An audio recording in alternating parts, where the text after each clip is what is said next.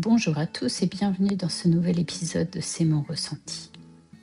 Parfois, ce qui est le plus difficile dans une guérison, ce n'est pas la blessure elle-même, c'est la tentation de revenir vers ce qui nous a blessés. Parce qu'avec le temps, la douleur s'estompe, les souvenirs deviennent moins précis, les émotions perdent de leur intensité. Et ce qui semblait évident autrefois devient parfois plus flou. Alors, une petite voix commence à murmurer. Et si cette fois c'était différent? Et si j'avais exagéré les choses? Et si je donnais une nouvelle chance?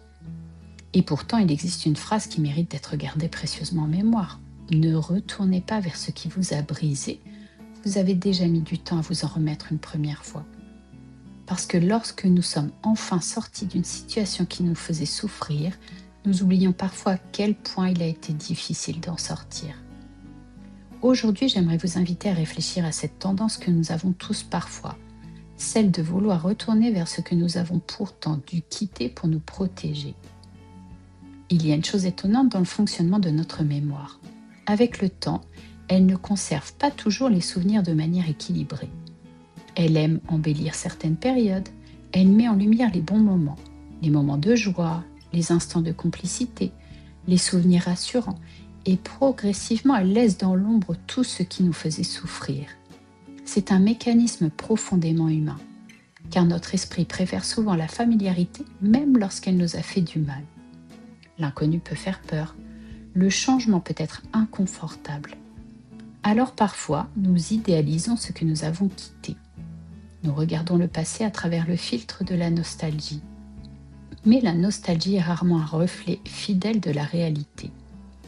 Elle nous montre souvent les plus beaux chapitres, en oubliant les pages les plus douloureuses. Et c'est là que le piège apparaît, parce que lorsque la souffrance s'éloigne, nous pouvons commencer à croire que la situation n'était pas si mauvaise. Alors qu'en réalité, ce n'est pas la situation qui a changé, c'est simplement la blessure qui a cicatrisé. Et cette différence est essentielle. D'ailleurs, si vous regardez votre propre parcours avec honnêteté, vous réaliserez peut-être quelque chose d'important. Vous n'êtes plus la même personne qu'à l'époque. Depuis cette période difficile, vous avez probablement beaucoup appris, vous avez développé de nouvelles ressources, vous avez gagné en maturité. Vous avez également compris certaines de vos limites.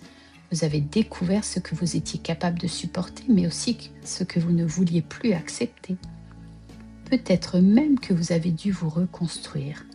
Petit à petit, jour après jour, sans que personne ne voie réellement tous les efforts que cela vous a demandé.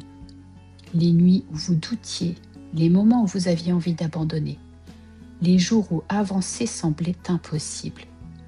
Pourtant, vous avez continué et aujourd'hui vous êtes là, plus fort, plus conscient, plus aligné avec vos besoins. Alors, avant de revenir vers ce qui vous a fait souffrir, il est important de vous rappeler tout ce que cette guérison vous a coûté. Parce que votre paix intérieure a une valeur et cette valeur mérite d'être protégée. Prenons l'exemple d'une relation amoureuse. Une relation dans laquelle vous avez donné beaucoup de vous-même, peut-être même un peu trop. Pendant longtemps, vous avez espéré que les choses changent. Vous avez pardonné, vous avez patienté. Vous avez essayé de comprendre et malgré tous vos efforts, la souffrance était toujours là. Puis est venu le moment de partir. Un choix difficile, peut-être l'un des plus difficiles de votre vie. Et après cette séparation, il a fallu apprendre à vivre autrement, réapprendre à être seul, réapprendre à se faire confiance, réapprendre à avancer. Puis un jour, la personne revient. Ou peut-être est-ce simplement le souvenir qui revient. Et soudain, vous vous souvenez des rires, des voyages, des beaux moments. Mais votre mémoire oublie parfois les larmes, les déceptions répétées, les promesses non tenues, la fatigue émotionnelle. Et pourtant, c'est précisément cette réalité complète qu'il faut regarder. Pas seulement les bons souvenirs, l'ensemble de l'histoire. Car ce qui nous manque n'est pas toujours ce qui nous faisait du bien, et cette nuance peut changer beaucoup de choses. Alors, lorsque vous ressentez l'envie de revenir vers une situation qui vous a déjà blessé, voici quelques pistes de réflexion. D'abord, Rappelez-vous pourquoi vous êtes parti. Pas pourquoi vous étiez heureux, pourquoi vous êtes parti. Qu'est-ce qui vous faisait souffrir? Qu'est-ce qui vous empêchait d'être pleinement vous-même? Cette réponse est souvent plus importante que tous les souvenirs agréables. Ensuite, observez ce qui parle en vous. Est-ce votre cœur ou votre solitude? Est-ce un réel désir de reconstruire quelque chose de sain ou simplement la peur du vide? Parfois, ce n'est pas la personne ou la situation qui nous manque, c'est le sentiment de sécurité que nous lui associons. Troisième conseil, faites confiance à votre évolution. La personne que vous êtes devenue mérite mieux que de répéter les mêmes blessures.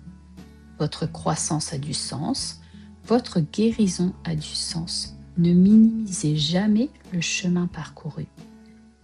Enfin, souvenez-vous que pardonner ne signifie pas revenir. Vous pouvez être en paix avec votre passé sans avoir besoin de le réintégrer dans votre présent. Parfois, la plus belle preuve de guérison consiste à pouvoir regarder derrière soi sans ressentir le besoin d'y retourner. Passons à l'exercice du jour. Aujourd'hui, prenez quelques minutes avec un carnet. Écrivez le nom d'une situation, d'une relation ou d'une habitude que vous avez eu du mal à quitter. Puis, posez-vous cette question. Si je revenais aujourd'hui, qu'est-ce qui me ferait réellement peur? Écrivez tout ce qui vous vient. Puis, relisez vos réponses. Elles contiennent souvent des vérités que la nostalgie essaie de masquer. Parfois, la vie nous demande du courage pour partir, mais parfois, elle nous demande encore plus de courage pour ne pas revenir. Parce que revenir vers ce qui nous a brisé peut sembler rassurant sur le moment, mais la familiarité n'est pas toujours synonyme de sécurité. Vous avez déjà traversé la douleur, vous avez déjà fait le travail de reconstruction. Vous avez déjà recollé les morceaux de vous-même. Alors n'oubliez jamais cela. La personne que vous étiez a survécu à cette épreuve. La personne que vous êtes devenue mérite désormais de choisir ce qui la respecte. Et parfois, le plus bel acte d'amour envers soi-même consiste simplement à continuer d'avancer sans regarder en arrière. Merci d'avoir écouté cet épisode. Pensez à le liker et à le partager à des personnes qui pourraient être intéressées, sans oublier de partager vos ressentis dans les commentaires. Cela me fera plaisir de vous lire. À très bientôt pour un nouvel épisode. D'ici là, pas à pas, laissez-vous inspirer par le changement.